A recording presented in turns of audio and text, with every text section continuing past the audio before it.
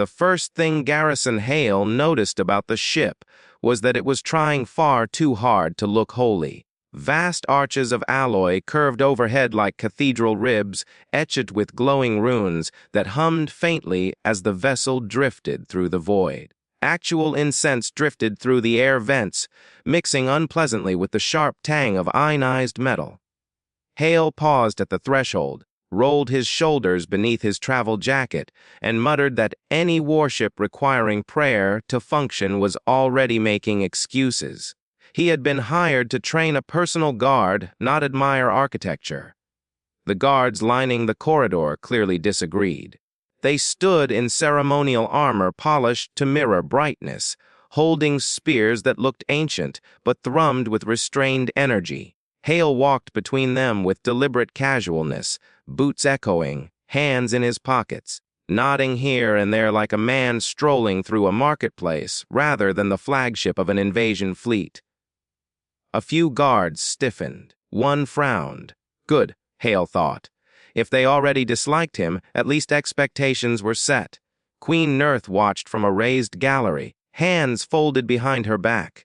She was taller than most humans, posture perfectly straight, blue skin catching the soft white light in smooth gradients. Long ears swept back elegantly, adorned with thin silver bands that marked rank and lineage.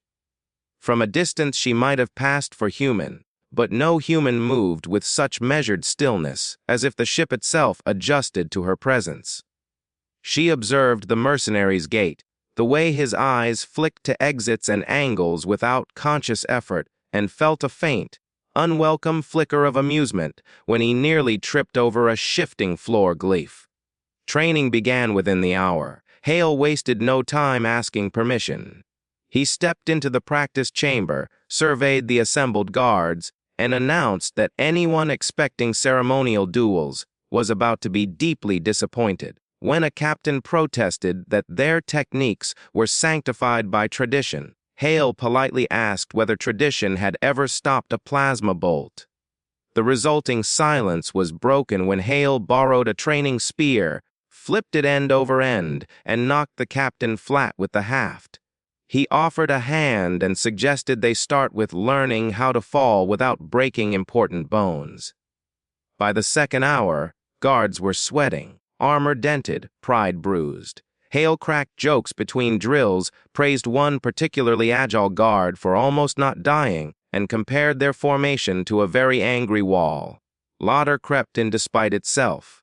Even Queen Nurth found herself, watching longer than intended, her lips tightening in a way that might have been the beginning of a smile. The human's methods were inelegant but effective. More troubling was how quickly he adapted, reading alien physiology like he'd trained them all his life. When the session ended, Hale bowed awkwardly toward the gallery, unsure where exactly the Queen stood, and asked where he could find an armory that didn't look like it would judge him. Later, alone in a quieter corridor, Hale leaned briefly against the cool metal wall. He was good at pretending ease, but even he felt the weight of expectation. He glanced down at his scarred hands and wondered what kind of queen built a warship that smelled like a temple. The armory was quieter than he liked, which immediately made him suspicious. Rows of armor stood in solemn ranks, suspended in gravity fields like obedient spirits. He whistled softly, mostly to annoy the room, and laid out his own gear on a stone table far too ceremonial to be a workbench. His armor was functional, scarred, patched from incompatible manufacturers that somehow cooperated anyway. As he reached for the spinal plate, warmth spread across his back. The tattoo responded to movement like a living circuit, lines shifting beneath his skin. Hale didn't look at it. You didn't stare at old things that had survived you. He didn't hear Queen Nurth enter. The armory dimmed its hum, lights adjusting with reverent precision. She stopped just inside the threshold, intending only to observe, to understand his equipment. Curiosity was manageable, until Hale lifted the spinal plate and the tattoo was fully revealed. Time fractured. The mark was unmistakable, not merely ink, but something deeper, a quantum imprint refusing to remain static. The Void Watcher's sigil, burned into her people's oldest memory, carved into ruins older than her crown. Her breath caught. Hale sensed the silence stretch too long. This is a no shoes in the armory situation, he said lightly. I should warn you, I've offended at least 3 religious orders today. He turned halfway, saw her expression, and froze. Nurth recovered with effort. Royal composure slid back into place, but her eyes lingered on the mark. Complete your preparations, she said steadily. I did not intend to interrupt. He fumbled the armor plate into place. Armor modesty laws vary by system, he said. I should probably look that up. She didn't smile. That frightened him more than if she had. That night, Queen Nurth stood alone in the ship's deepest archive chamber, sealed not by locks but by blood. Pale light illuminated glyphs that shifted when observed directly. The ship projected fragments of the past, queens like her, and beside them tall figures with indistinct faces. Void Watchers. They had sworn to stand between her ancestors and annihilation. They had failed, vanished, been erased so thoroughly belief in them became childish, and yet the mark was real. Elsewhere, Hale noticed the ship noticing him. Systems lagged half a second when he crossed certain lines. Defensive barriers flickered into place unasked.